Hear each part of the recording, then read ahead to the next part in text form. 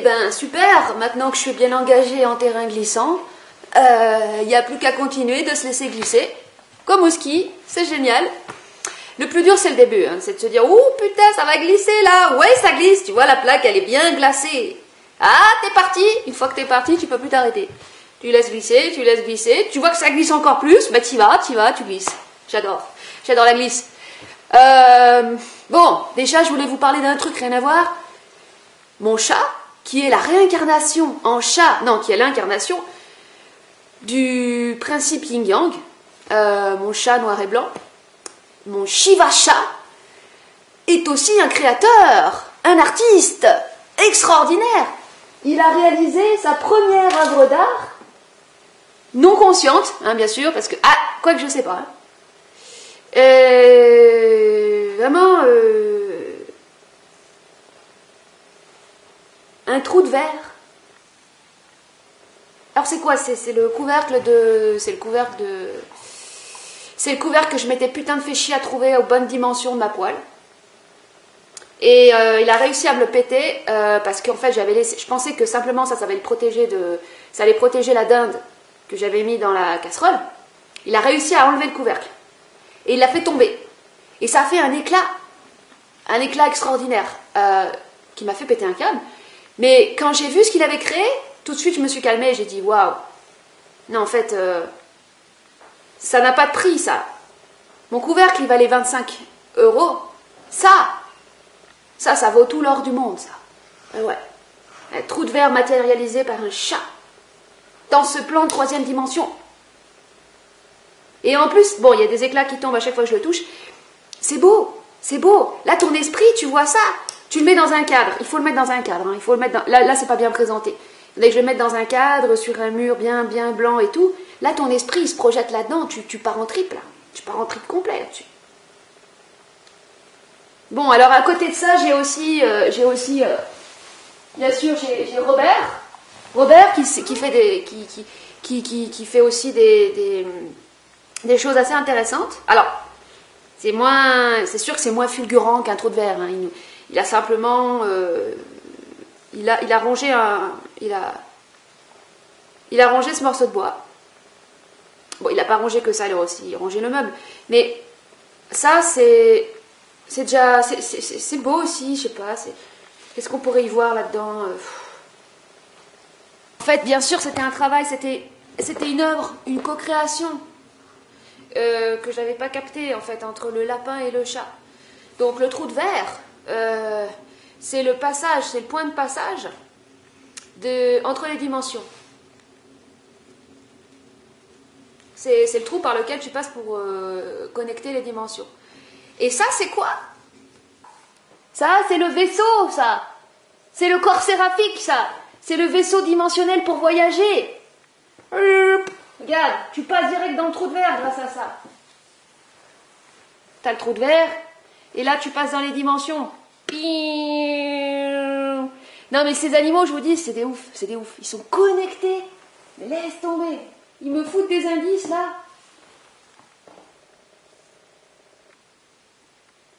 Et forcément, quand le machin il passe dans les dimensions, bah, il est altéré, il en prend un coup, tu vois.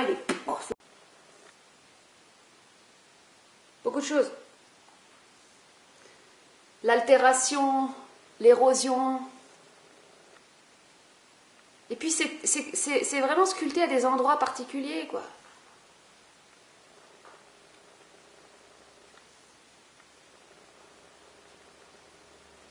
Ça crée. Qu'est-ce que ça crée?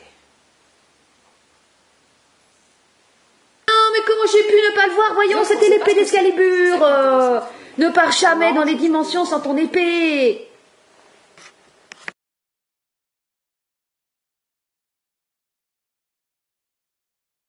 Alors, comme je présentais le travail de Robert, de mon lapin et du chat, je me suis dit, bon, ce serait pas sympa pour ma chienne, ce serait pas sympa pour Loupiote, que je présente pas son travail aussi, parce que quand même, ce serait une injustice. Alors, je vais vous présenter l'œuvre emblématique, enfin c'est la seule pour l'instant, de Loupiote. Cette fameuse boîte de conserve défoncée. Regardez ça comme c'est beau, regardez ça. Loupiote, viens faire un coucou à la caméra. Loupiote, viens faire un coucou à la caméra. Là, tu peux faire pas un bisou dans la queue, un coucou à la queue. Non! On est parti sur un malentendu. Cette œuvre s'inscrit directement dans la lignée du travail de Andy Warhol, bien sûr. Andy Warhol qui a exploité jusqu'à l'usure la série. Il a fait des affiches de Soup Campbell, il a fait des sérigraphies de Soup Campbell, il a fait des sérigraphies, des séries n'en plus finir de Marilyn Monroe. C'était pour montrer quoi? C'était pour montrer l'épuisement de la série, de l'ère industrielle, de la copie, et que la copie, t'as beau en faire, il y aura toujours des différences, il y aura toujours des particularités. Bon, elle, vis-à-vis de la société industrielle, en gros, son message, c'est, il y a beau... La bouffe, elle a beau être emballée, moi je peux quand même choper la bouffe à l'intérieur, quoi. C'est un message très profond. Parce que c'est l'instinct. C'est l'instinct, c'est l'instinct qui prend le dessus sur la machine. C'est l'animal qui prend le dessus sur la machine. La machine, c'est la mort. Et c'est l'animal qui est plus fort que la mort. C'est la vie qui est plus forte que la mort. Voilà ce que ça veut dire, cette œuvre. Parce qu'elle a bouffé tout, il restait rien à l'intérieur. Et ce qui est extraordinaire dans l'histoire, c'est qu'elle ne s'est même pas blessée en faisant ça. Quand on voit le truc, on se dit, putain, elle a dû... Et t'imagines, après, elle est pleine de sang et tout. Pas du tout. Elle a fait ça avec énormément de délicatesse. Et puis, oui, Andy Warhol aussi, bon, puisque le sujet, c'est quand même David Bowie, je vais y venir, il a fait une performance dans la factory d'Andy Warhol, qui était un lieu à New York, ouais, Manhattan, d'expérimentation, de rencontre, une sorte de laboratoire artistique, une sorte d'immense, une usine désaffectée qui était réservée à ça. Et il a fait une performance intéressante, une performance de mime. Donc en fait, il fait toujours son éternel spectacle où il essaye de sortir de son écran. Ça, c'est son truc, il fait comme ça, comme s'il essayait de sortir son écran. Et puis, après, il fait son truc où il se fait sortir, en fait, il fait sortir quelque chose, il fait sortir une corde de ses tripes, en fait. Il fait comme ça, il fait sortir un truc. Il fait sortir ça. Et ça m'interpelle parce que bon, l'écran, c'est le voile de l'illusion, c'est tout ce qu'on veut, mais les tripes, c'est intéressant parce que les tripes, c'est ça la création, ça vient des tripes. Et je vais vous mettre une petite vidéo là où on voit donc des images de Christ ou de yogi, peu importe, on s'en fout, c'est des représentations qui montrent que le monde vient des tripes. L'univers est dans les tripes. C'est de là que vient la force de création. Et moi, ça c'est vraiment le sujet de ma vie, parce que, je veux dire, j'ai eu, depuis toujours, quand j'étais enfant, j'ai toujours mal au bide. C'était tout le temps que j'avais mal au bide. Enfin, des fois ça s'arrêtait, mais ça me prenait tout le temps. Et donc, j'ai mis très longtemps, toute ma vie à comprendre qu'en fait, c'était l'énergie, que c'était mon feu, c'était ma force de création. Donc certes, j'avais moins mal quand je créais des choses dans la matière, mais dans la matière, ce qui manquait, c'était la vibration. Donc c'est pas la même chose quand tu parles ou quand tu chantes que quand tu crées dans la matière, pour l'énergie.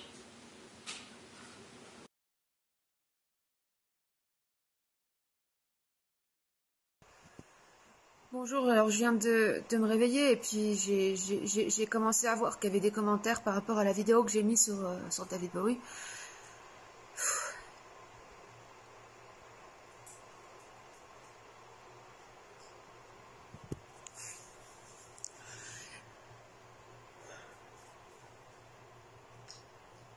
Je suis hyper... En fait, pour moi, c'est indescriptible ce que je ressens parce que...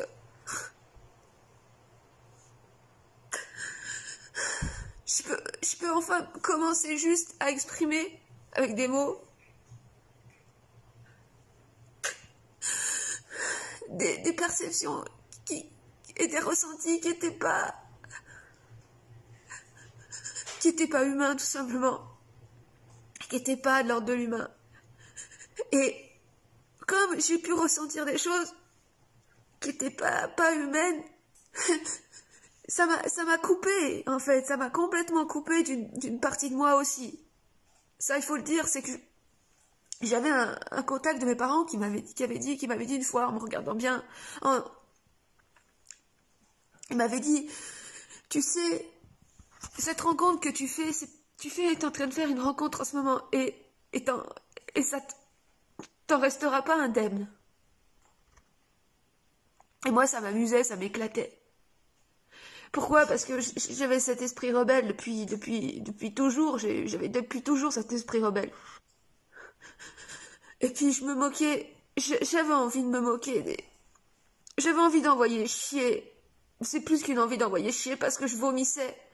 Je vomissais je vomissais les relations humaines. Je vomissais tout ça tellement que ça puait la merde et la colle. En fait, ce qui me dégoûte le plus, je vais vous dire un truc très choquant. Moi, ce qui me dégoûte le plus, c'est pas tant la cruauté de ces êtres. Parce que, quand je parle d'êtres, je parle d'intelligence reptilienne. Mais je parle pas de David Bowie, parce que, comme je vous le dis, c'est un hybride, c'est plus complexe, c'est un mélange. Je parle pas de la cruauté. Je suis même pas... Ce qui me dégoûte le plus, c'est les hommes qui se laissent aller, tout simplement. Qui se laissent aller à la paresse, à l'oisiveté. Qui se laissent aller à la mesquinerie facile. Mais la médiocrité, elle me dégoûte plus que la cruauté, en fait. Parce qu'il fallait qu'il y ait des acteurs. Regardez, c'est toujours la même chose, c'est des acteurs. Et c'est surtout, c'est dans le monde du cinéma. Vous prenez l'exemple de Keanu Reeves, par exemple. Keanu Reeves, c'est un change-forme aussi. Et regardez ce qu'il a joué dans ses films. Tout est lié. Kevin Spacey, il a joué le rôle qu'il a joué aussi dans cette matrice. C'est un des pires. Il a d'ailleurs été exclu. Il a été exclu de cette fameuse île, l'île d'Epstein. Il était tellement monstrueux que même ceux qui allaient à l'île d'Epstein, ils voulaient pas qu'il vienne, le mec. Ça va peut-être vous étonner, mais il y a même des reptiliens qui ont des principes et des valeurs. Lol. Mais David Bowie, comme je vous le dis, je le mets vraiment à part parce que ce qui me touche, maintenant que je peux mettre des mots dessus, c'est ce combat qu'il a mené à l'intérieur. Mais vous pouvez pas imaginer ce que c'est. C'est impossible d'imaginer ce que c'est. Pour un humain, c'est pas possible. C'est comme si en toi, t'avais la suprême force de destruction. Tu pouvais détruire la planète. À chaque instant. Par ta force. Par les pouvoirs que tu avais. Tu pouvais tout détruire. Mais il l'a pas fait. Parce qu'il avait reconnu que, en fait, je vais vous dire un truc con, mais que l'amour était plus fort que tout. Et en fait, dans sa maturité, ce qui s'est passé, c'est que il a trouvé sa vraie femme. La femme de sa vie. Il a mis du temps à la trouver, hein, parce qu'au début, il s'était mis avec une nana, mais il a eu un fils avec, qui s'appelait Angie, d'où la chanson d'ailleurs des Rolling Stones. Des Rolling Stones, putain. Les Rolling Stones, c'est vraiment des gamins.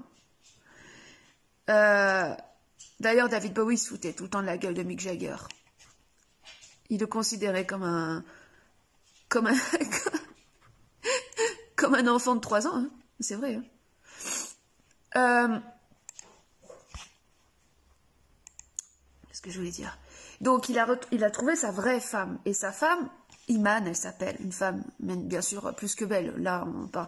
Là, une sorte de déesse, une déesse humaine, avec des proportions très particulières. Une femme très grande, avec un très grand cou. Et c'est étonnant parce qu'en fait, elle a joué dans un film, dans un clip de Michael Jackson. Michael Jackson, bon. Ça, c'est encore un autre monde, un autre univers, tout aussi incroyable, bien sûr. Et dans ce clip, en fait, elle interprétait Nefertiti. Et elle était déguisée en Nefertiti. Et franchement, la ressemblance est quand même assez troublante. Donc, je ne tirerai pas de conclusion. Mais C'était bien sûr une très très grande, elle est encore en vie, c'est une très grande âme, sa femme. Une âme vraiment énorme, on va dire ça comme ça. Et donc son projet... donc en fait, toute la première partie de sa vie, on pourrait dire qu'il s'est plutôt adonné à ses penchants destructeurs et à ses penchants de prédation. Surtout dans ses pratiques autant artistiques que sexuelles. Ah oui aussi, tiens. Amanda Lear. Ouais, Amanda Lear, c'est pas pareil. Amanda Lear, c'est un mec. Et en fait, les transgenres, enfin ceux qui changent de sexe, ils vont développer un magnétisme très important. Pourquoi ? Franchement, tout se joue au niveau subtil, toujours.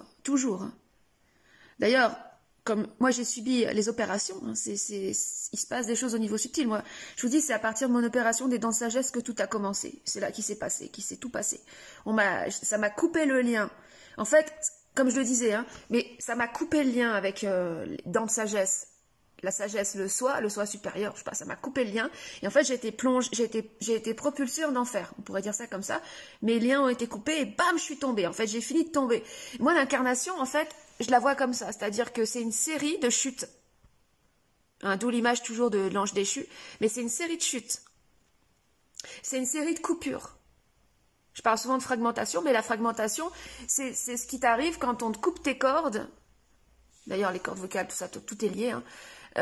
J'ai déjà dit, quand on te coupe les cordes et que tu tombes, et là tu te casses. Ça pour moi c'est ça la vie. Et après, tu tombes jusqu'au fond, après tu remontes et tu ramènes de l'unité, de l'unification. C'est ce que l'individu vit à son échelle individuelle et c'est ce que l'univers y fait aussi. Et David Bowie, c'est ça aussi, il est tombé, il s'est encore plus fragmenté qu'il l'était déjà, et après, il est remonté, il a ramené l'unité et il a réalisé son grand projet, son vrai projet, celui qui avait le plus de réalité en fait, c'était tout simplement sa famille et sa fille, parce qu'il a mis au monde, on va dire de manière plus consciente que la première fois, un enfant, sa fille. C'était ce qui avait de plus important en fait pour lui, ce qui avait de plus réel. Le reste, en soi, la musique.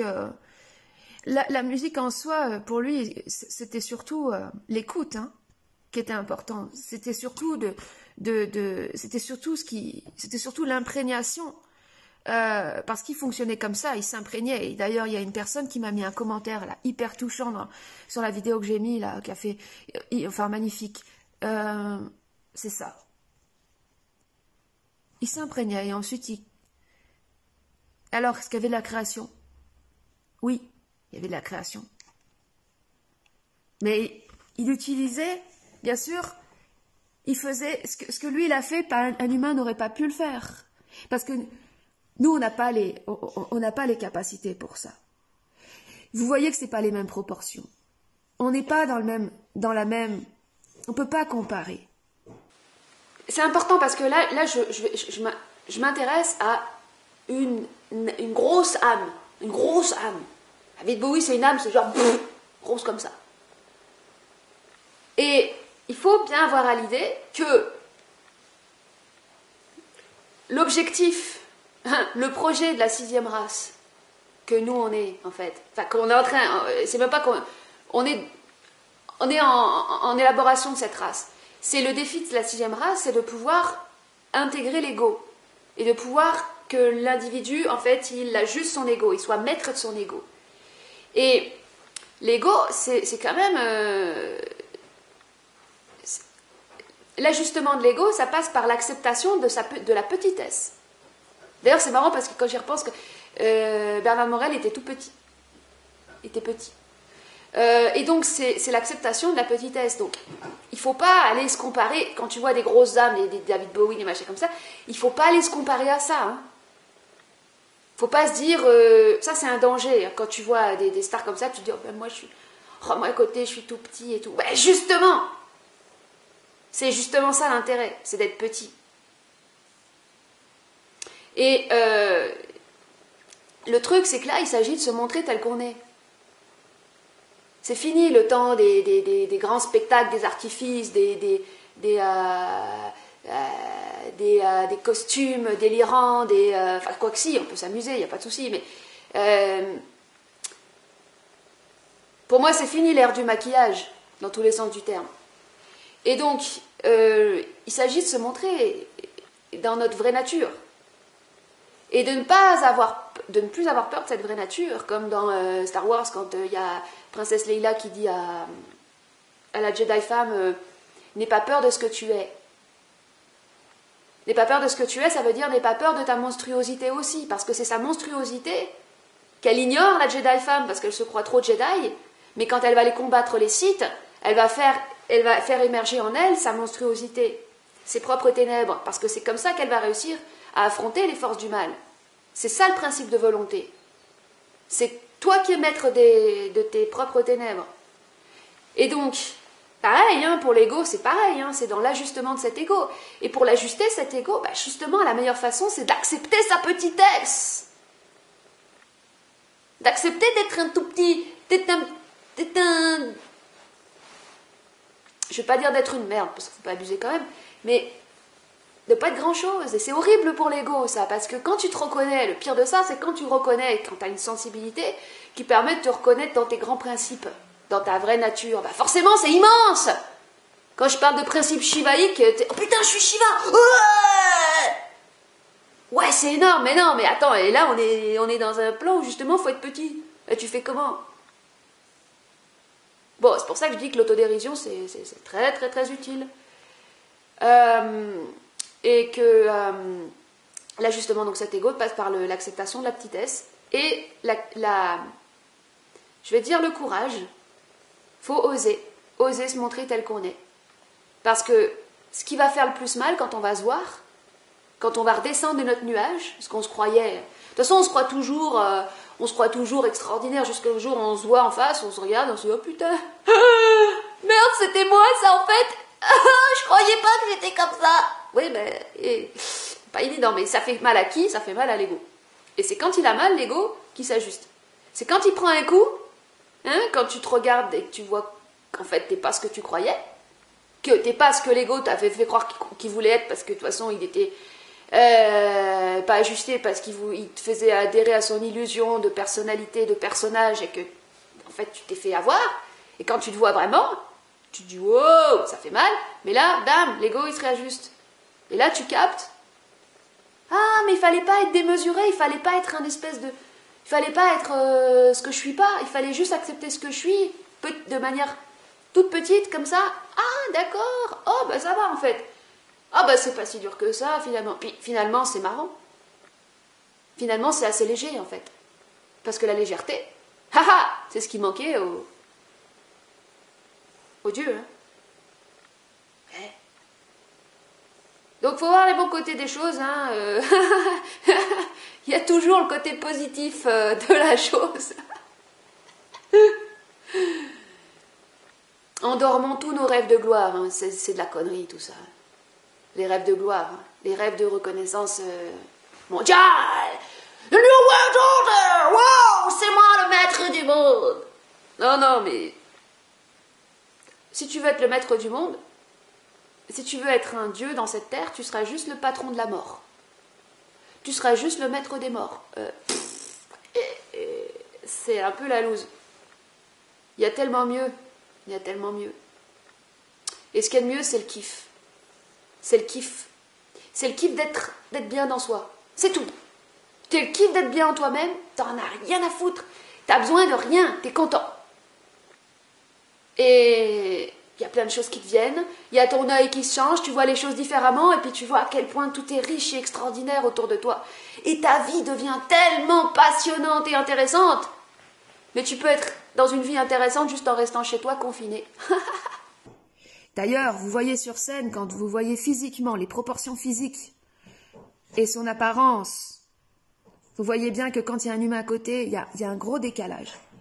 L'ami de son groupe, son premier groupe, enfin pas son premier, un de ses premiers, les Spiders from Mars, disait nous, on se maquille, parce que c'était l'époque du glam rock. C'est pas lui qui a inventé le glam rock, hein, mais par contre, il l'a amplifié. Pour moi, c'est celui qui a le plus réussi le glam rock. Tous les autres groupes de glam rock, on dirait juste des mecs déguisés. C'est pas transcendant. Transcendant. Il y a trans. C'est que t'amènes une dimension autre. Alors, c'est sûr que la transcendance du reptilien, c'est la même la dimension de sa race. Mais c'est, d'ailleurs, dans le discours de Macron, j'y repense, hein, fameux discours, non, pas le discours, l'interview sur TF1, où il parle, vous voyez, je vais m'auto-contredire, en fait, hein, j'amène, par rapport à ce que j'ai pu mettre dans la première vidéo, là, j'amène autre chose. Hein. Donc, forcément, je vais contredire aussi ce que j'ai pu dire. Il parle de transcendance dans l'interview sur TF1, je vais mettre peut-être le passage, puisqu'apparemment je gruge les droits d'auteur quand je filme comme ça à l'écran.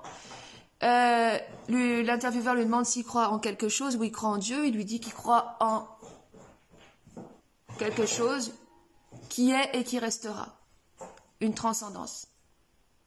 Et là, c'est parce qu'il est en contact avec sa dimension, sa part reptilienne. Voilà. Et... Qu'est-ce que je disais par rapport à David Bowie? Oui, ses amis disaient que quand ils se maquillaient et qu'ils se déguisaient pour la scène, ils avaient juste l'air de travelots, ridicules, et que quand c'était David qui était maquillé et habillé, il devenait fascinant tout de suite. C'est bluffant, tu ne parles plus de travelot là, tu parles de créatures complètement magnétiques. Moi, souvent, je regarde souvent non, mais j'ai souvent regardé les Miss trans. Je préfère surtout les hommes changés en femmes. T'es complètement... Tu regardes le truc, t'es scotché. T'es là, waouh! Et ça amène une étrangeté. Ça amène cet étrange. Ça amène cet autre. Ça amène ça. C'est ça qui crée la fascination. Sinon, c'est quoi? C'est juste un travelot. Et c'est pathétique, un travelot. Bah ouais. Parce que on voit juste quelqu'un qui est mal dans sa peau. On voit juste quelqu'un qui est mal dans sa peau, qui n'a pas réussi, qui aimerait être une femme et qui n'y arrive pas. Donc on voit juste quelqu'un qui a de la peine. Ça fait de la peine. Mais quand tu vois un être qui a vraiment changé de sexe et que c'est un truc de ouf, là, c'est pas pareil. Et ça peut même être... C'est plus magnétique, il y a des beautés trans, queer, transgenres, qui sont plus magnétiques que les femmes elles-mêmes, que les plus belles femmes du monde. Après, vous avez des femmes comme Melania Trump, mais bon, elle, c'est encore une, parce qu'il y a aussi un autre. Je dirais pas que c'est un homme changé en femme. Je pense que c'est vraiment une femme, mais il y a autre chose dedans. Il y a une dimension. C'est ça qui fascine. C'est ça qui fascine l'humain. Parce que c'est ce qu'il connaît pas. Mais c'est cette part qu'il a en lui. Et ça aussi, ce que j'ai compris, parce que cette nuit, j'ai fait un rêve. J'avais fait des intentions. Je voulais avoir des informations supplémentaires par rapport à la question de la dimension.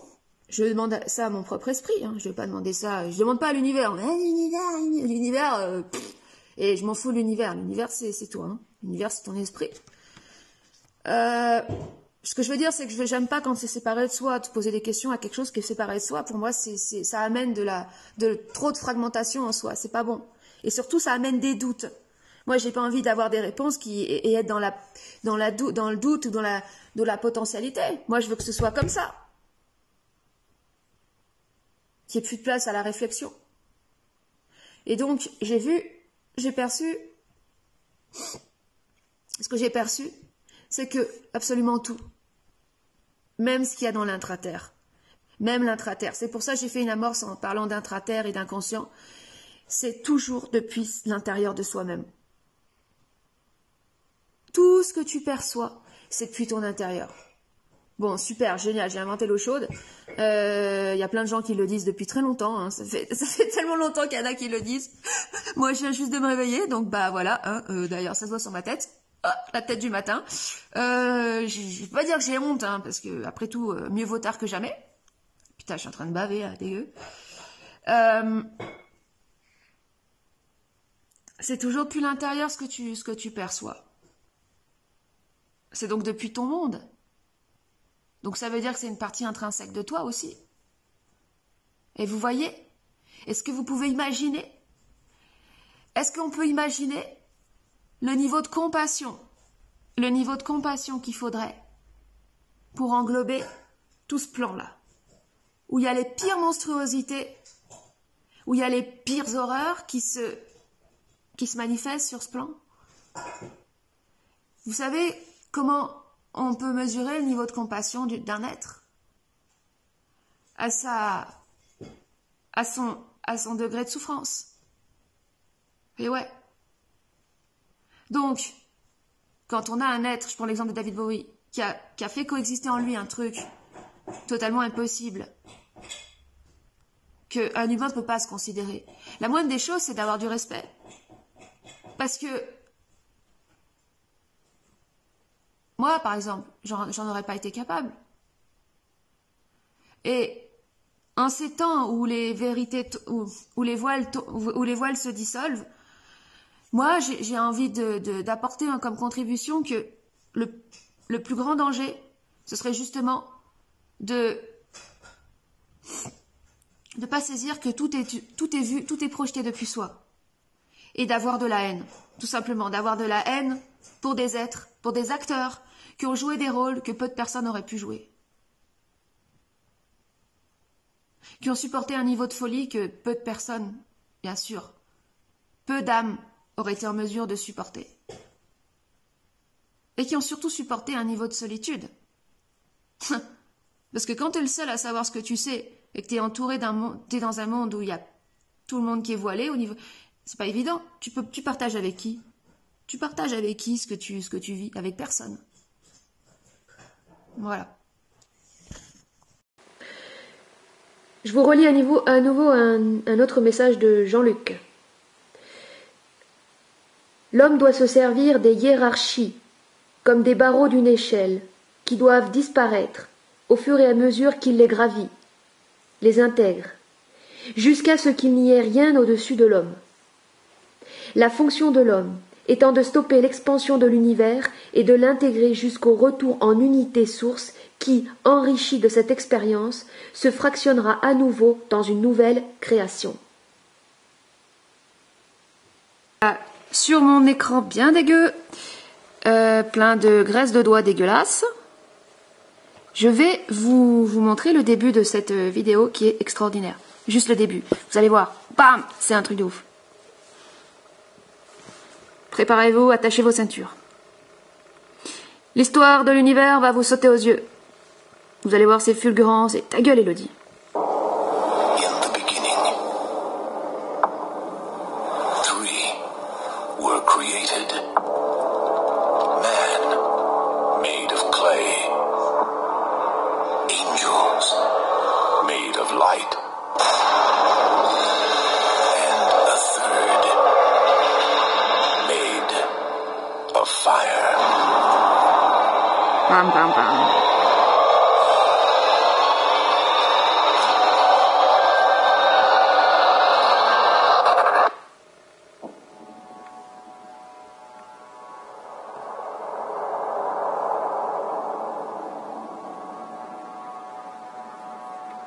Do you believe the past can return? More than that, they'll never leave us. When Lucifer fell, Ah, j'adore cette actrice. fall alone. Long live the king.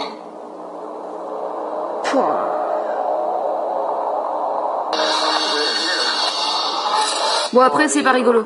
Ouais, après, c'est un peu en mode film d'horreur et tout, ça, je kiffe pas trop. Voilà, c'est ça. Et maintenant, il faut imaginer que tout ça, c'est tout mélangé. C'est tout mélangé dans les êtres humains. Et ben voilà, c'est ça l'histoire de l'univers. Et là, vous avez un arrêt sur image d'un enfant maquillé avec une tête de mort. On voit surtout un œil noir. Vous connaissez la signification de l'œil panda. C'est vraiment monstrueux. Donc, ça a à voir avec le viol d'enfants. Et le viol d'enfants, ça a à voir avec, bien sûr, les pratiques sataniques. Les pratiques sataniques ont pour objectif de détruire l'enfant. Mais avant de parler de pratiques sataniques, il faut que chaque individu que tous les individus aillent voir en eux s'ils n'ont pas tué leur propre enfant intérieur. Je fais volontairement ce rapprochement qui pourra peut-être être choquant, mais encore une fois, le mal, il est aussi en chacun de nous. Et c'est dans le quotidien comment est-ce qu'on tue cet enfant intérieur, qui fait qu'on tue notre propre lumière, et qu'en fait, le mal agit aussi depuis notre intérieur. Donc, c'est bien de voir ce qui se passe dans le monde, les horreurs, mais il faut surtout voir en soi, c'est le plus important. Son humour, vous allez voir. Le mec, il est déguisé en antéchrist. Je sais pas si vous imaginez, mais d'être habillé comme ça, d'avoir cette apparence. Il s'était rasé les sourcils, teint les cheveux en orange très puissant. Imaginez l'époque, là on est en 70, 73, les jeunes filles qui devaient être fans de ça. Vous imaginez un peu les parents. Les parents devaient penser que ça y est, leur enfant était pris par le diable, quoi. Et il a l'air d'un démon, franchement, il fait flipper. Et l'intervieweur lui demande, il a une tête de mort, enfin oui, vraiment une tête de mort. Il lui demande en quoi il croit le plus, qu'est-ce qui est le plus important pour lui dans la vie. Et voilà ce qu'il va répondre. Et moi je trouve ça trop drôle. Donc c'est une tête de mort qui parle, c'est la mort qui parle. Et voilà comment la mort, qu'est-ce qu'elle dit la mort, qu'est-ce qui est le plus important. Do you indulge in any form of worship? Life. I love life very much indeed. You split. Ah, c'est tout, voilà, c'est tout. J'aime la vie. Non, c'est drôle, non? D'ailleurs, justement, pour appuyer le propos par rapport au contexte religieux de l'époque et dans lequel s'inscrit la figure de David Bowie, pour moi, bien sûr, ok, c'est de l'astral, ok, c'est un antéchrist reptilien, ok, mais il faut quand même voir, d'un point de vue de l'évolution, que l'arrivée de David Bowie, comme ça, dans ce contexte-là, ça a amené en fait un choc, ça a amené un grand bouleversement dans les esprits.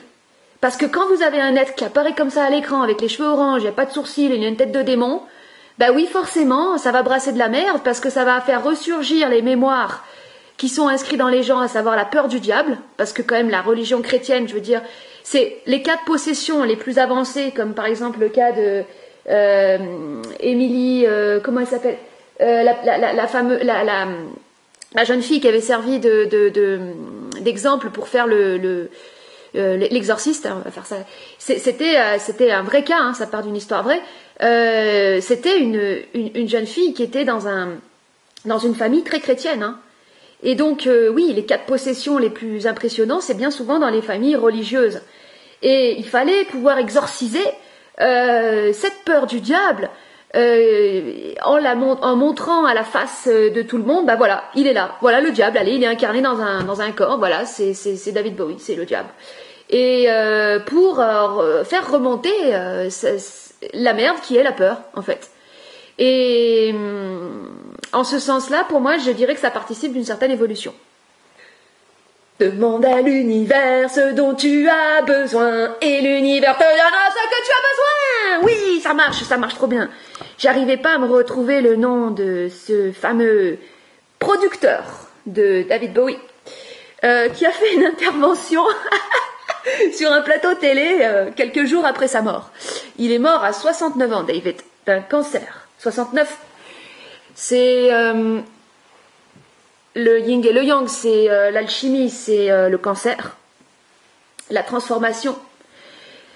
Sa vie est une œuvre d'art, donc en fait sa mort, ça faisait partie de son œuvre d'art. Et qu'est-ce qui nous a fait le coup là pour sa mort? Moi quand j'ai vu ça, mais j'arrivais plus à décoller mes yeux de l'écran. J'étais là, non, mais qu'est-ce qu'il est génial! Et pas, qu'est-ce qu'il est génial, comment est-ce que je disais, qu'est-ce que je voulais dire quand je disais qu'il était génial ou quand je le trouvais génial? C'est que je me dis, mais c'est pas possible, il est allé jusque là, mais comment qu'il est drôle! En fait, ce mec, il avait un humour, mais c'était un joker. Il a fait des blagues toute sa vie. Même quand il était au fin fond de l'enfer, il faisait des blagues. Il faut le faire, franchement, je dis chapeau, là, c'est un coup de maître, là, c'est extraordinaire. Donc, nous avons un certain... Ah, merde, qu'est-ce qu'il a, mon téléphone? nous avons un certain Jack Steven, non mais c'est quoi ce nom, qui vient sur un plateau télé nous faire, donc soi-disant un proche de David, nous expliquer en quoi l'œuvre de David Bowie est importante et tout ça. Et il va nous expliquer que c'est le premier artiste qui a réalisé une œuvre complète, une œuvre totale. Vous savez, ça c'est le fantasme de tous les grands Wagner, tous les grands artistes, c'est l'œuvre totale. C'est donc intégrer tous les médias, tous les médias, tous les moyens d'expression. Et non, il n'a pas mis l'humour de côté, hein, ça je peux vous le garantir. Vous allez voir l'intervention, je commente pas, je vais pas commenter, parce que c'est mieux quand je commente pas en fait. En fait, c'est mieux quand je ferme ma gueule.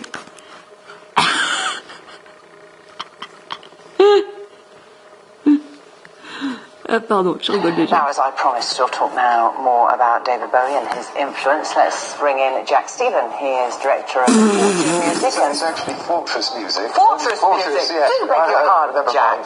Fortress Music. And il commence son entrée en faisant une... ça, il le faisait toujours, hein, la petite précision.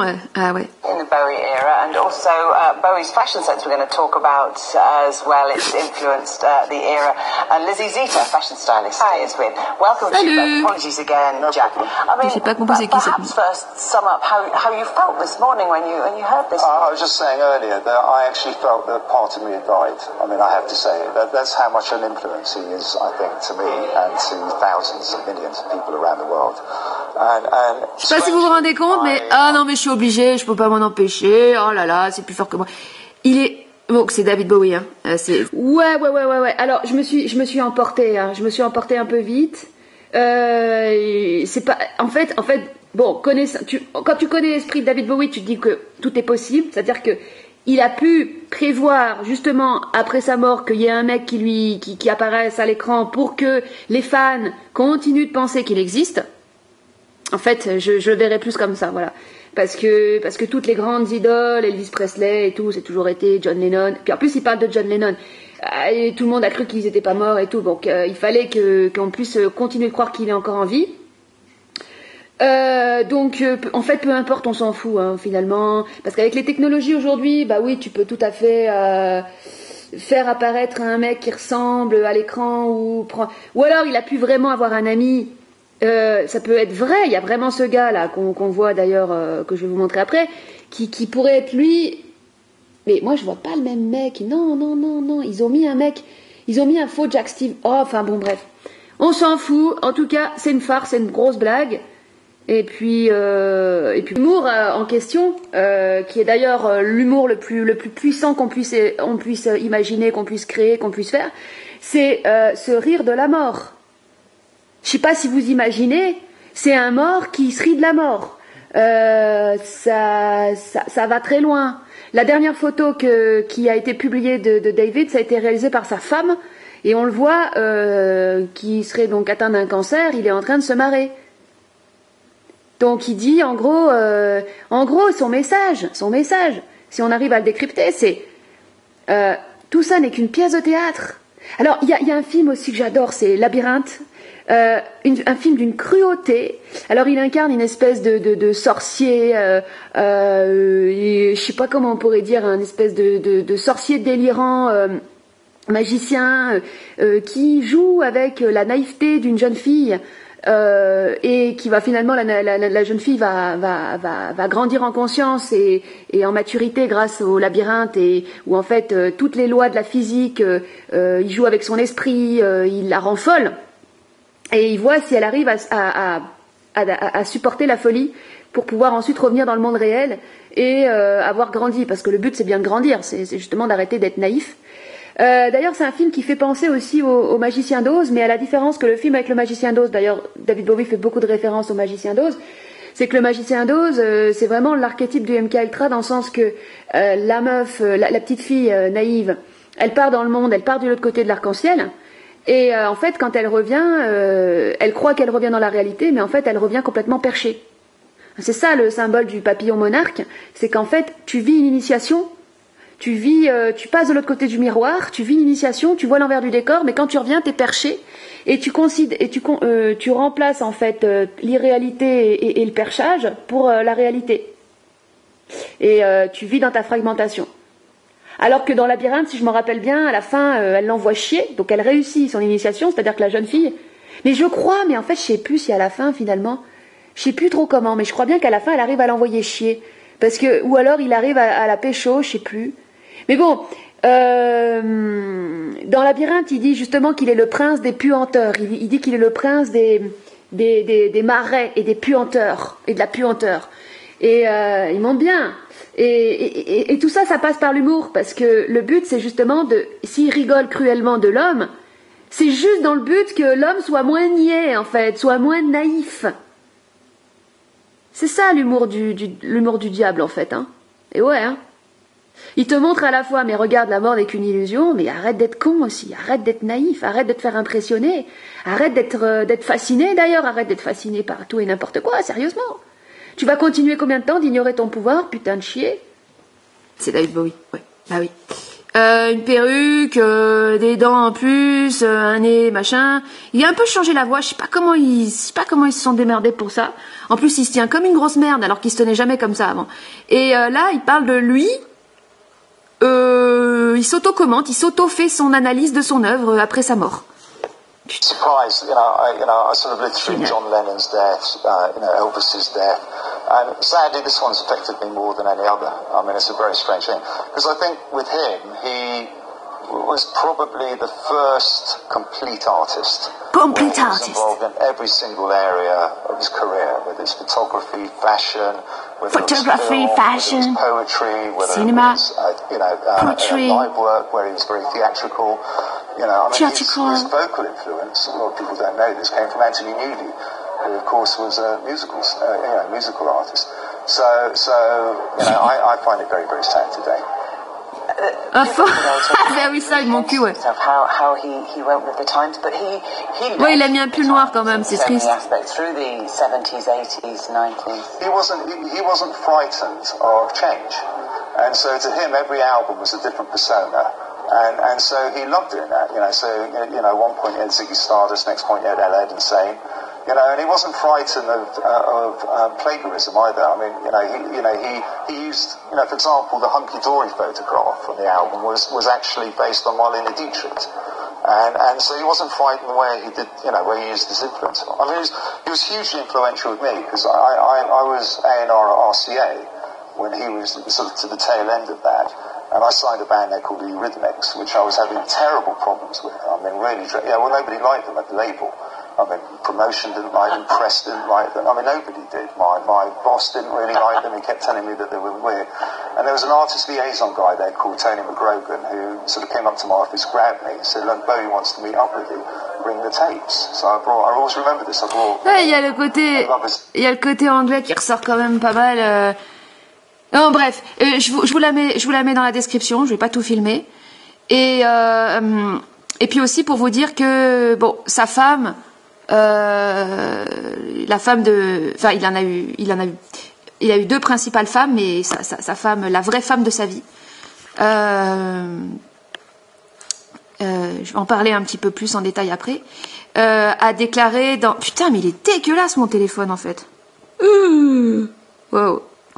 A déclaré que un an après sa mort, en fait, il était toujours là. Mais alors, ça veut pas dire qu'il est pas forcément mort. Hein. Je dis pas qu'il est pas forcément. Peut-être qu'il est mort parce que il a certainement vraiment eu un cancer. Et c'est pas, je suis pas en train de nier ça. Hein. Et d'ailleurs, je tire pas de conclusion en fait. J'en sais rien finalement. Ce que je sais, c'est qu'il y a un coup de théâtre et qu'il y a la signature de David, c'est que c'est un prestidigitateur, un magicien, mais c'est aussi un farceur. Et qu'il a mis tellement tout d'indices et que ça c'est le premier, on pourrait dire, je sais pas comment dire, c'est le premier espèce de djinn farceur. On va dire ça, un djinn farceur. Là, je vais vous mettre. Donc sa femme a dit oui qu'il était toujours avec elle, qu'il veillait sur elle, Mais bon, que c'était dur quand même, mais il y a moyen qu'il soit mort, hein, je dis pas. Et là, je vais vous mettre... Oh putain, il va falloir que attendez, faut que je la... Ouais, ce qui s'est certainement passé, c'est que en fait, c'était un... C'était un anagramme, ou non, pas un anagramme que je raconte, un hologramme en fait. Ils ont fait une simulation sur le plateau télé. C'était pas forcément, enfin, vous voyez, c'est facile en fait à faire parce que c'est par rapport à la voix que je me posais le plus de questions, mais la voix c'est facile à modifier après coup, hein. Et parce que ce Jack Steven, j'avais regardé plus ou moins, mais il y en avait un. Je vais pas mettre l'image. Bon, on s'en fout, je vais pas passer trop de temps là-dessus. Il y en avait un qui était un vrai Jack Steven, mais qui était pas, qui était pas lui, pas celui qu'on voit là. Parce que là, celui qu'on voit, c'est David Bowie, déguisé en Jack Steven. Enfin, bon, le truc. Oh, voilà. Et bon, bah maintenant, je vais vous passer une autre interview assez marrante, où on va voir, encore une fois, David qui met à la vue de tout le monde ce qu'il est, sa réelle nature. Personne va voir, mais ça va être drôle parce que là, c'est à l'époque de sa maturité. Donc sa maturité, c'est au moment en fait où il s'est fait refaire les dents, c'est-à-dire que il s'est fait enlever toutes ses dents qui étaient dans tous les sens, qui étaient qui faisaient flipper. Et en plus, il avait les 2 incisives, là, ça avait vraiment un vampire. Il a tout enlevé, il a mis des dents toutes alignées, et puis là, c'était pour lui entrer dans une vie, on va dire normale, enfin entre guillemets, hein, une vie de famille avec sa femme et sa fille et une vie plus lisse et plus consensuelle, on va dire, où en fait il a complètement maîtrisé son reptilien en lui et où il est enfin mieux dans sa peau. Il est mieux, en fait, à partir du moment où il a enlevé ses dents et qu'il a remis d'autres, il était, ça y est, il était dans sa peau d'humain. Voilà, il avait intégré sa peau d'humain. Voilà, c'est tout. Donc voilà, je vous mets là une interview qui suit. Alors on va mettre une bien chiante. Merde, c'est où? Ah voilà. Alors celle-là, tu vois la gueule c'est un espèce d'anglais tout rouge qui l'interview. Comment il se fait chier le mec. Ah, c'est trop drôle. Il est chiant. On va le voir. Je veux voir l'anglais.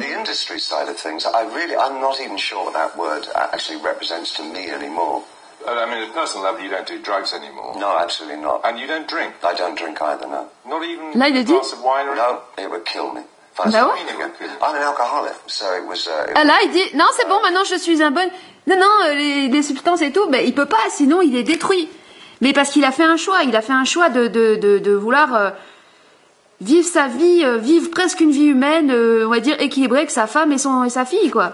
Bon, avec un loft de 1000 mètres carrés en plein cœur de Manhattan sur Central Park. Ah oui, quand même, hein. Ah bah, attends. Avec...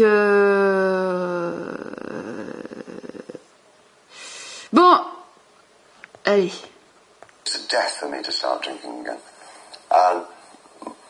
My relationships with my friends, my family, everybody around me are so good and have been for so many years now.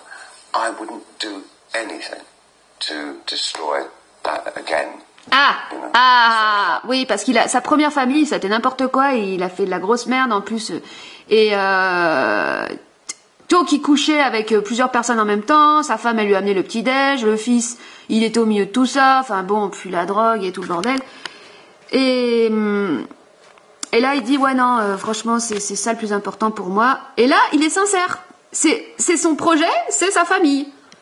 To have relationships when you're doing drugs and drinking. For me personally, anyway. Parce qu'il a vu la force de destruction, mais forcément. Closed off, unreceptive, insensitive, all the dreadful things that you've heard every other pop singer ever say. And I was very lucky that I found my way out of that. It's been good for me. I've reassessed my life any number of times. Oh, c'est chiant quand il fait ces petites mimiques de merde là. What would you do? I wanted to be a musician because it seemed rebellious, it seemed subversive. It felt like one could affect change to a form. C'est assez intéressant de voir comment son discours est rendu consensuel, très formel et consensuel, mais que à travers même cet aspect formel et consensuel, il y a un sens autre. Il y a toujours un autre sens. Et ce qui est intéressant dans son parcours et aussi dans ses interviews, c'est que il a quand même, ce qui est quand même sincère chez lui, c'est qu'il a toujours été en recherche. Il a toujours été en recherche. Et en recherche de quoi? En recherche de ce qu'il est. En recherche de sa réelle identité. Et ça, je me souviens, ça m'avait choqué quand j'étais jeune. Il avait fait la une du magazine Télérama. Putain, je supporte pas ce magazine. Et donc il y avait une interview donc j'avais lu et il disait donc il avait déjà à l'époque il avait cet âge-là je crois à peu près. Ouais, il était encore un peu plus âgé que ça. Ça c'est l'époque des années 2000. C'est là où je l'ai connu. Je l'ai connu en fait enfin je l'ai connu. J'ai découvert ce gars-là parce que j'étais en voyage à New York et on est allé dans un supermarché. Et il y avait son album qui était sorti. Et en fait, son album, c'était comment on appelle ça, les c'est pas un rodo, les trucs qui font des effets de relief, et ça bouge. Bon bref. Et je trouvais je me disais putain c'est génial d'avoir fait une pochette comme ça. Allez, je l'achète. Et puis j'ai commencé à écouter la musique. Je fais oh c'est naze, oh c'est horrible. Oh la voix, mais c'est tellement faux. Je me souviens à l'époque, j'avais réagi comme ça, genre, mais il fait semblant, c'est du fake, c'est trop du fake. Et après, j'avais quelqu'un qui m'avait dit, je sais plus qui, un ami, mais non, tu comprends pas, c'est vraiment, il a une vraie voix, hein. Il a vraiment une vraie voix, il y a quelque chose. Je fais ah ouais, t'es sûr? J'avais réécouté, je fais ah ouais, il a une vraie voix. Pff, tu parles, il a pas une vraie voix. Si, il a une vraie voix, mais c'est une voix qui connaît une voix technologique. C'est une voix technologique d'une certaine vibration qui crée en fait un magnétisme, quoi, c'est tout. Mais il y a pas de réel qui passe dedans. Bah voilà, ça y est, je l'ai dit, c'est ça. Alors. It was very hard to hear music when I was younger, you know. When I was really young, you had to tune into AFN radio to hear the American. Il se fait chier là. Lui commence à se faire chier. There was no MTV, and it wasn't sort of wall-to-wall blanket music, and so therefore it had a kind of a call to arms kind of feeling to it. This is the thing that will change things. This is a dead, dodgy occupation to have. It's still signs of horror. Oh, pardon, excusez-moi. Il se fait chier. Il se fait chier. Il se dit mais c'est quoi ce mec? C'est moi David Bowie, je peux pas m'en empêcher, il me fait rire en fait. C'est plus fort que moi, il me fait rire parce qu'il est tellement étrange, et il est tellement. Et en plus il dit des trucs, tout le monde s'en fout. Non mais c'est vrai que c'est chiant quand même. Carries the flag of being subversive and possibly rebellious and chaos. Ah, il essaye de comprendre. Il essaye de trouver des références. Il essaye de trouver un centre d'intérêt à ce que David Bowie dit, mais en fait, il s'en fout. Non, c'est pas qu'il s'en fout, c'est pas ça, c'est qu'il n'est pas sur la même longueur d'onde, tout simplement, quoi. C'est ça qui crée cette truc. Bon, lui, il a l'habitude, de toute façon, il n'a jamais trop été sur. Mais il s'en fout parce que, en fait, c'est intéressant parce qu'il y a eu plein d'interviews où, en fait, il avait complètement magnétisé son intervieweur et où, en fait, il drivait complètement le truc. Et là, on voit qu'il cherche même pas à le magnétiser. D'ailleurs, il a les yeux baissés. Enfin, il regarde ailleurs. Non, il regarde ailleurs et il est dans son truc. Il parle de ses questionnements, donc tout le monde se fout.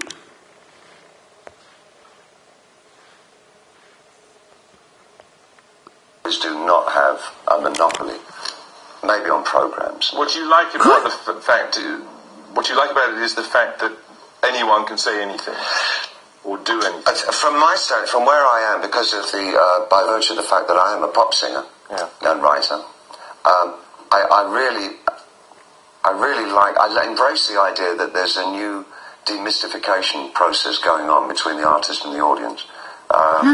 Look back. Ce qui est très intéressant à écouter là justement, c'est qu'il va expliquer que pour lui Internet, ça va être un outil révolutionnaire, donc qui va complètement changer la relation du créateur, de l'artiste à son audience, donc à son public, et qui va permettre à chaque individu de pouvoir en fait entrer dans sa dimension et pouvoir créer son art.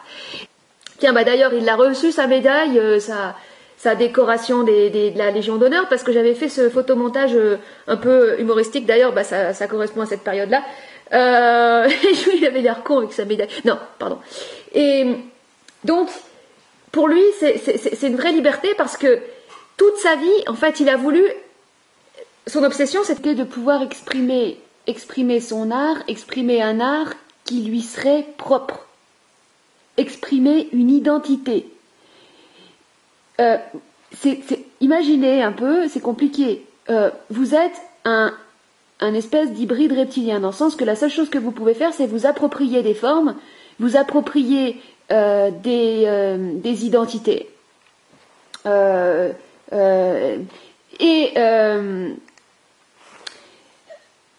Donc, et les synthétiser. Mais vous ne savez pas quelle est votre réelle identité. Vous êtes en recherche de votre réelle identité. Et ce qui fait à la fois peut-être ce qui fait peut-être son identité, c'est d'être en recherche de son identité. Et en fait, c'est peut-être la souffrance d'un être qui aurait voulu avoir une identité, mais qui a pas, enfin, qui sait pas s'il a réussi à trouver une identité. Vous avez compris? C'est intéressant parce qu'à chaque fois qu'on lui demande qui il est, qu'est-ce qu'il fait, qu'est-ce qu'il est, à chaque fois dans les interviews, il va se définir de manière différente, mais souvent ce qui revient, c'est qu'il dit qu'il est un voyageur. Et on peut comprendre ce terme de plusieurs manières différentes. On pourrait dire voyageur, bon, tu prends l'avion, tu voyages. Non, pas simplement. Voyageur dans les mondes, dans les univers. Et justement, lui, bien sûr, tout son travail consistait surtout à s'imprégner, à absorber. Donc, il écoutait beaucoup de musique, mais des choses étranges. Il s'imprégnait de tout ce qu'il pouvait y avoir de plus étrange, de plus, comment dire, de plus, je sais pas, bon, je trouve pas les mots. Et ensuite, il synthétisait tout ça. C'était ça sa particularité. Est-ce qu'on peut parler vraiment de particularité à faire ça? Pas vraiment. C'est pas tout à fait de la création. Mais son rêve, ça aurait été ça, d'être un créateur et de savoir surtout de savoir qui il est. Savoir qui il est, trouver une identité. Et ça, c'est le projet de l'homme. Encore une fois, hein, l'homme qui s'individualise dans sa conscience. Donc, il y a de l'esprit quand même, il y a un peu d'esprit. Il y en a dans cet être. Sinon, s'il n'y avait pas d'esprit, déjà il n'aurait pas eu d'humour, il n'aurait pas eu d'autodérision. Donc, parce que l'autodérision, c'est déjà la conscience de soi-même. Bon, j'ai déjà dit, putain, j'arrête pas de me répéter. Mais voilà, c'est tout. Personified, I think, by the rave culture of the last few years, where the audience is at least as important as whoever is playing at the rave. It's almost like the artist is to accompany the audience and what the audience are doing. And that feeling is mais oui, mais de toute façon, c'est ça qui l'intéresse le plus, hein, parce que il parle de la relation entre le chanteur et son audience et son public. Parce que bon, il dit que ça va complètement changer, que la relation entre le chanteur et son audience son public va complètement changer. Bah oui, parce que ça n'a pas été le même support de diffusion.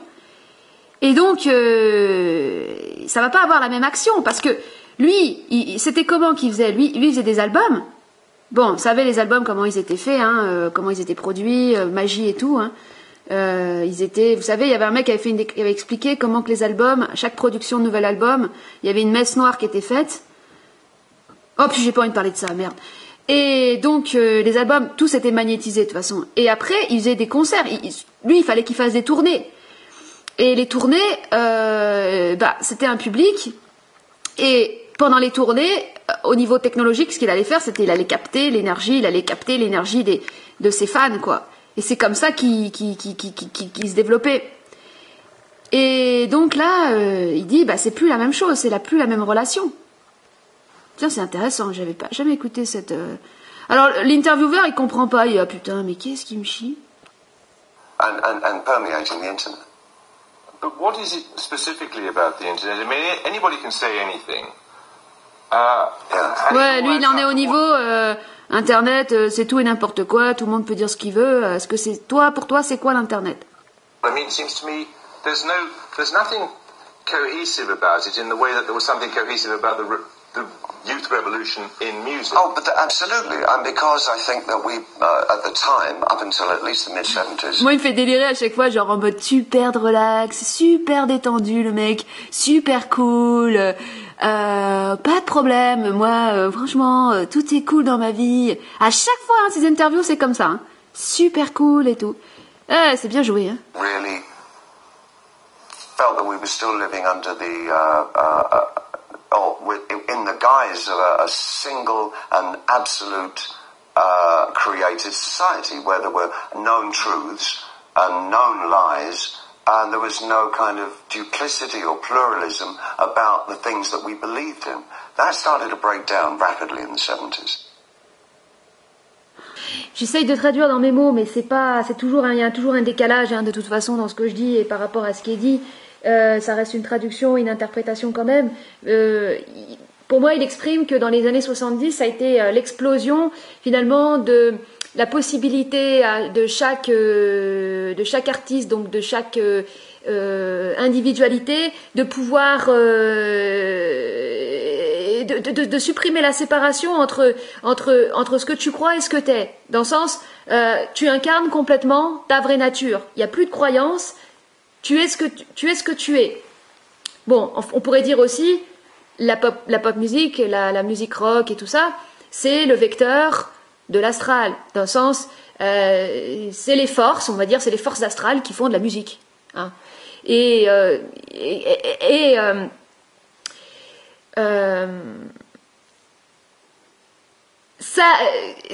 les forces astrales qui remontent à la surface parce qu'il faut qu'elles remontent pour pouvoir après disparaître. Et l'arrivée d'Internet, c'est la possibilité à chacun, donc plus simplement réservé à des élites, à des grosses âmes et qui vont être l'élite, mais c'est la possibilité offerte à toute la population de pouvoir justement contacter sa propre dimension, d'avoir des outils à disposition facilement pour pouvoir exprimer la dimension propre à chacun. Voilà, parce que les grosses âmes, les élites, c'était les grosses entités de l'astral. Hein. Mais là, c'est avec Internet, c'est donné à tout le monde. Donc c'est même donné aux humains. C'est plus simplement réservé aux djinns. Voilà, c'est djinns. Alors, j'émettrai une petite réserve dans le sens que David Bowie est très, glorifie Internet. Bah, c'est un instrument technologique. Mécanique, enfin c'est une machine, hein, c'est comme une grosse machine. Et puis bon, l'internet le plus fort, c'est l'internet humain, c'est la télépathie, c'est la syntonisation vibratoire. Mais ça, il peut pas. I believe has produced such a medium as the internet, which absolutely establishes and shows us that we are living in total fragmentation. Oh la vache! Ouais, cette fragmentation dont il parle. Et justement, l'internet qui devient le reflet de cette fragmentation. C'est quoi cette fragmentation? C'est la pluralité, c'est la pluralité des êtres. Parce qu'il y a de tout, je veux dire. En gros, parce que Internet devienne le miroir de ce monde qui est le reflet de l'univers et de tous les êtres, où il y a toutes les races, où il y a tout ce que tu veux. T'as tout dans l'humain, en gros, il y a tout. Enfin bon, allez, je vais me taire parce que là je suis en train de péter une durite.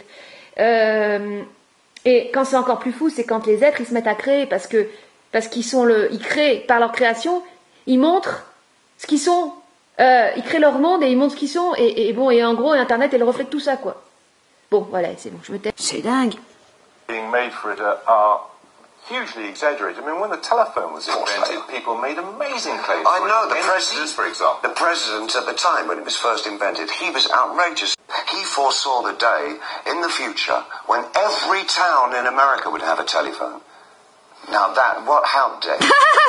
Absolute bullshit. No, you see, I don't agree. I think the internet, I don't think we've even seen the tip of the iceberg. I think the potential of what the internet is going to do to society, both good and bad, is unimaginable.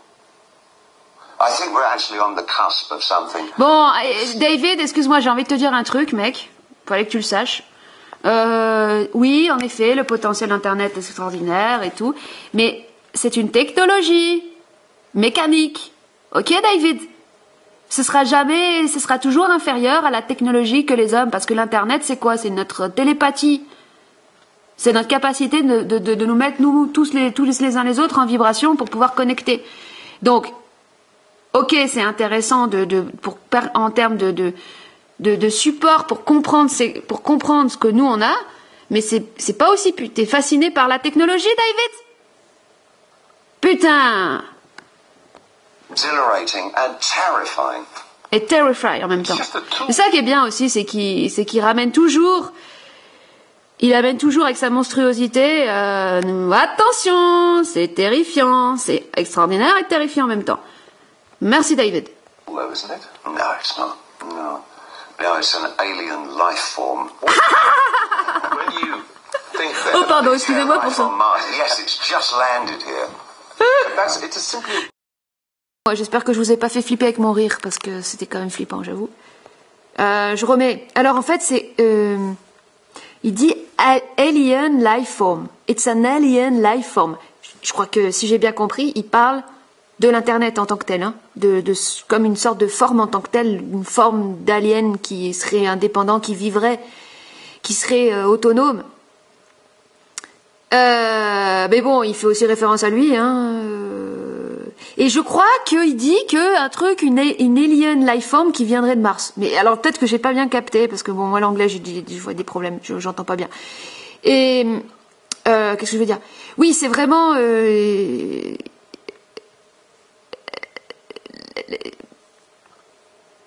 il parle de pluralité, il parle de fragmentation, de dépolarisation.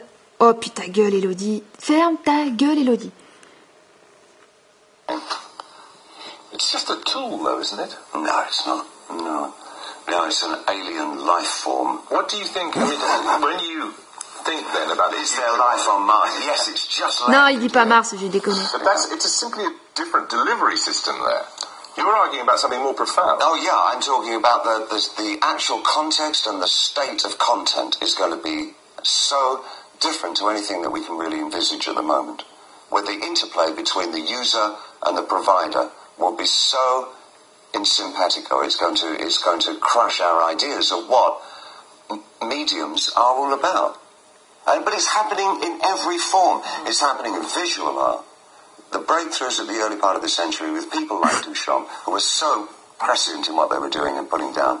The idea that the piece of work is not finished until the audience come to it and add their own interpretation, and what the piece of art is about is the grey space in the middle. That grey space in the middle is what the 21st century is going to be about. D'accord, il dit que l'art, en gros, c'est ce qui est créé entre le créateur et son public, c'est là que ça existe. Ok, bon, je terminerai là-dessus parce que sinon, je vais jamais m'arrêter à mettre des trucs et puis à commenter, c'est interminable. Je vais voir si je ferai une partie 3, il y a moyen que je fasse une partie 3.